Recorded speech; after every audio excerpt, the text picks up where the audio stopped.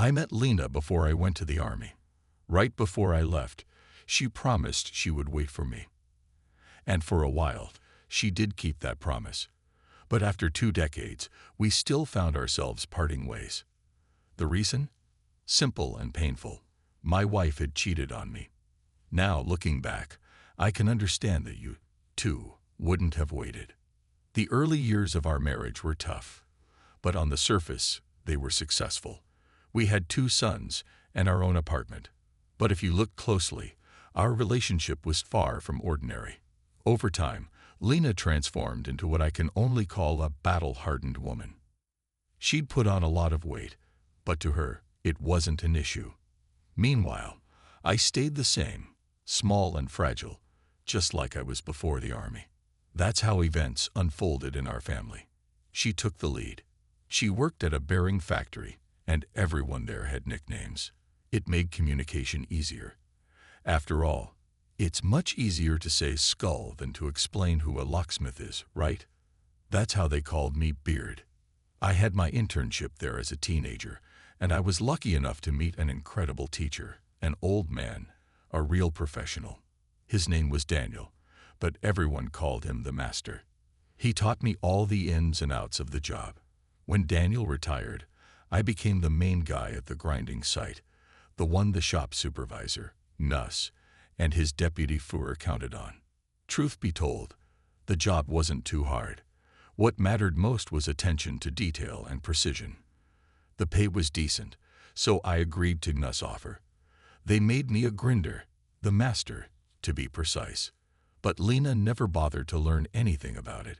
She collected her salary and I was busy running double shifts.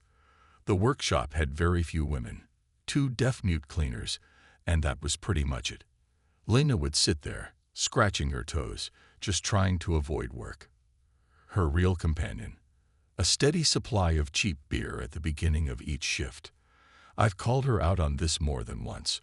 Lena, stop it. I promised the boss that you would try your best. It's not just us. It's that you're letting everyone down.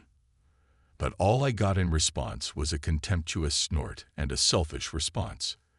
These are your problems, not mine. The betrayal with Bob would go down in history, whispered about for years to come. That day, Bob threw caution to the wind. He broke from his usual routine. Instead of sticking to his morning drink, he went all in. And Lena, she was right there with him. Later, she'd say they drank so much that neither of them could remember how they ended up in bed together. But Bob wasn't about to change his ways anytime soon. Then, just as things reached their peak, and every man knows how crucial those moments can be, Bob's heart gave out. He dropped dead right there on top of Lena. The workshop, meanwhile, was shaken by the agonizing wail of the grinder. Lena was frozen in shock. In her panic, she forgot everything, even her underwear and robe, as she rushed to help. "Hurry, hurry," she screamed, but it was too late. The staff couldn't do a thing to save Bob. After the funeral, despite the tragedy, the rumor mill churned. Workers couldn't help but laugh behind my back, calling me the bearded goat. And here we have the beard with horns. They'd say, laughing it off like it was some kind of joke. Lena was soon let go, her behavior deemed a breach of company ethics. And of course, there was the small matter of alcohol consumption at work. As for me, I didn't stick around much longer either. I moved to another city with Lena, but by that time, she was a stranger to me. Our children had already grown up and were living independently. I managed to find a good job. Qualified workers have always been in demand. I took out a mortgage on an apartment and pretty soon found a new woman. She was different. She was humble, loving, and most importantly, respected me. So that's how I reinvented my life, leaving the past behind.